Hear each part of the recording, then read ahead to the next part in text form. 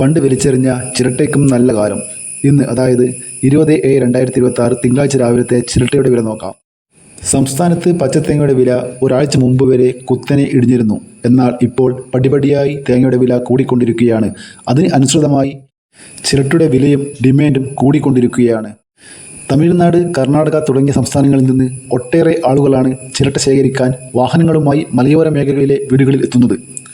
Activated carbon, സൗന്ദര്യവർദ്ധക വസ്തുക്കൾ, paint എന്നിവ നിർമ്മിക്കുന്നതിനും വെള്ളം ശുദ്ധീകരിക്കുന്നതിനും ചിരട്ടക്കരി വൻതോതിൽ ഉപയോഗിക്കാൻ തുടങ്ങിയതോടുകൂടിയാണ് വില ഉയരാൻ തുടങ്ങിയത്.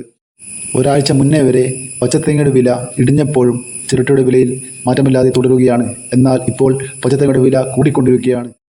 അതുപോലെ തന്നെ ചിരട്ടയുടെ വിലയും ഡിമാൻഡും കൂടിക്കൊണ്ടിരിക്കുകയാണ്. അത് കർഷകർക്ക് ആശ്വാസമാണ്.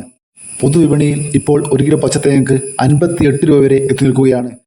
അതുപോലെ ചിരട്ടയുടെ വില 1 കിലോയ്ക്ക് മൊത്ത വില 40 രൂപയ്ക്ക് മുകളിൽ എത്തിയിട്ടുണ്ട്. അതുപോലെ ചില്ലറ വില 35-നും 40 രൂപയ്ക്ക് ഇടയിലാണ്. അതായത് 1 കിലോ ചിരട്ട വിൽക്കുമ്പോൾ നമുക്ക് 35 രൂപയ്ക്കും 40 രൂപയ്ക്കും ഇടയിൽ വില കിട്ടും. ഇപ്പോൾ ആക്രിക്കാർ കൂട്ടയുമായാണ് ഓരോ വീട്ടിലും എത്തുന്നത്. കൂട്ടയിൽ ചിരട്ട എണ്ണി തിട്ടപ്പെടുത്താതെ കൊടുത്താൽ നഷ്ടമാണ്. അതായത് കൂട്ടയ്ക്ക് ഇത്ര രൂപ വെച്ചാണ് ആക്രിക്കാർ വാങ്ങുന്നത്. അത് നമുക്ക് നഷ്ടം വരുത്താം. അതിനാൽ എണ്ണി തിട്ടപ്പെടുത്തി കൊടുക്കുകയാണെങ്കിൽ നമുക്ക് വലിയ ലാഭം ഉണ്ടാക്കാം. ഇനി ആരും ചിരട്ട കളയണ്ട. ഓരോ ദിവസവും ചിരട്ടയുടെ വില കൂടിക്കൊണ്ടിരിക്കുകയാണ്.